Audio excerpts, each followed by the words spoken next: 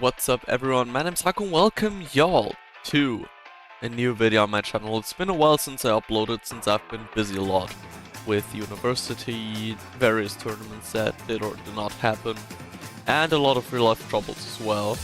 But now that it's February already, I will go back to uploading and to recording.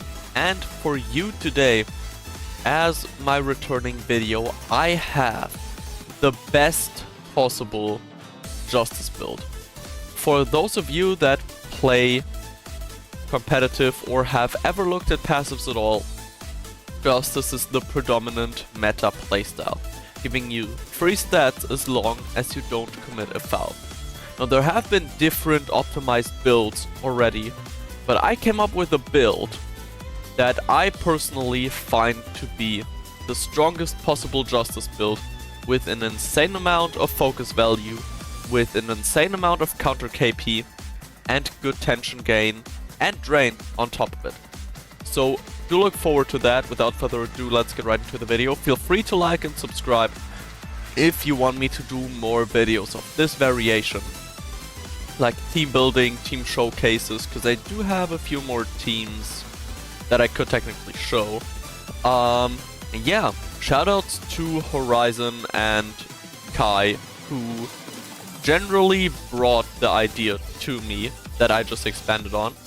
And without further ado, let's get right into the video, shall we? Let's actually get into the team. As you can see, I'm running a 4-4-2 diamond formation with 4 midfielders. My fables are Matsuno Kusuke, Amemiya Tayo, Kai, and Neppa. They all have the highest possible stats and a great Abby learnboard. For the tactics, I've chosen Flame Fortress, Sideline Spears, and Cavalry Advance. Flame Fortress for the extra KP and defense, the Sideline Spears for the extra focus value, and the Cavalry Advance because it's just great overall. My goalkeeper has the passive for players of different position, Focus ATDF. This is the most consistent one and the only players that have a different passive from the rest. However, the rest of the team is rather simple. All of the players have been given the passive for players of different elements, Focus ATDF plus 1.5%. This passive is on everyone except the forwards. You can see I'm running a 2-2-2-2 element split. 2 wind players, 2 forest players, 2 earth players, and 2 fire players. My strikers are all triple own shot, so they get the maximum shooting value. They're all tension archetype.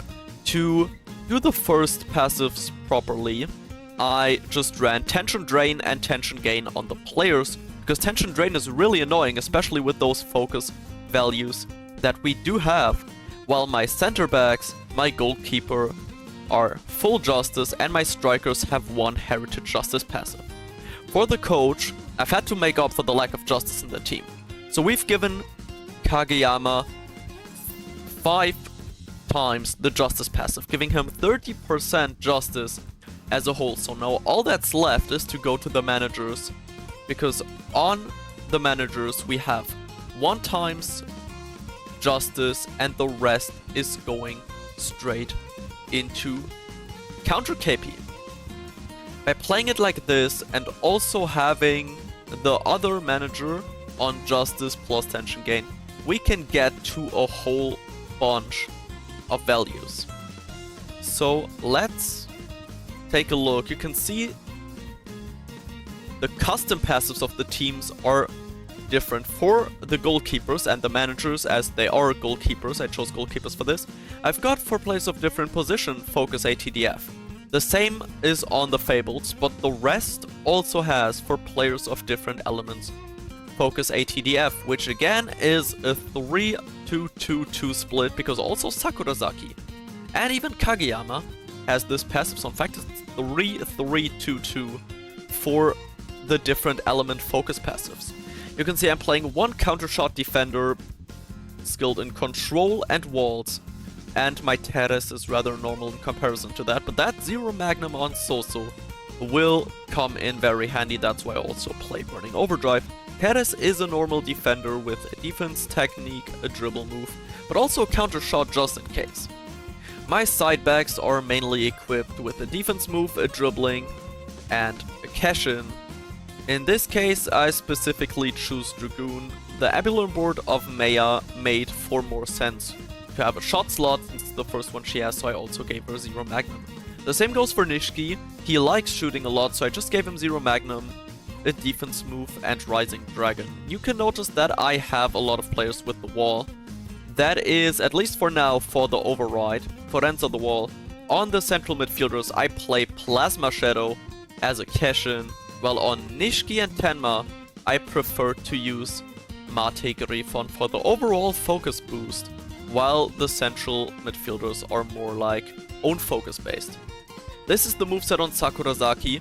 He's got Fire Tornado for the overburst. All my Fables have Fire Tornado, and so does my Tenma, my offensive midfielder. He's got a shot of his own type, a curve shot, and a defense move. You might be able to replace that with a real skill on the forwards, but this is what I'm running for now at least. And yeah, those are about the values I get. The movesets, you can obviously do what you want. This is just what I personally run. I might change this up in the future, but at the current point in time, this is what I go for. You can already see, like, the cash-ins are made symmetrical after position. Offensive and defensive midfield with Griffon. The wingbacks with Dragoon, the central midfielders with Plasma Shadow AT, and our strikers obviously have Elemental Catalyst. That is a must-have on any striker in my opinion, because the values you get through that boosted elemental advantage is actually crazy. So, that being said, let's take a look at how the team looks like overall. You can see there's a good balance here, and these are my team passives. The shot passive is based on the Fabled, but you can see we have 56% tension gain, 50% counter KP, 50% justice, and then a whooping 46% focus for players of different elements, with some additional 8.6% players of different position. Mind you, this only counts the starting lineup, obviously. So these are the boosts you get, and with that you constantly reach plus 43% roundabout on every single player. Some even go up to 45% thanks to the custom passives that I have on the forwards and on the coach and Sakurazaki and Hakuryu.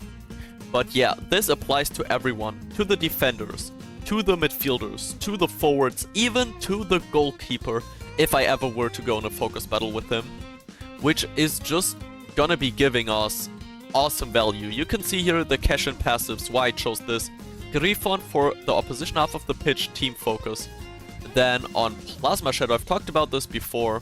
Plasma Shadow gives you, when a player of a different element is nearby, own focus, which we have a lot. This whole team is based around building players of different elements to stack the different element focus passive, and Dragoon is giving you own focus in your own half, which I think is very useful for the side backs. They don't often move up a lot, so we can stack focus after focus after focus, especially paired with sideline spears. So that's it, let's go into a match.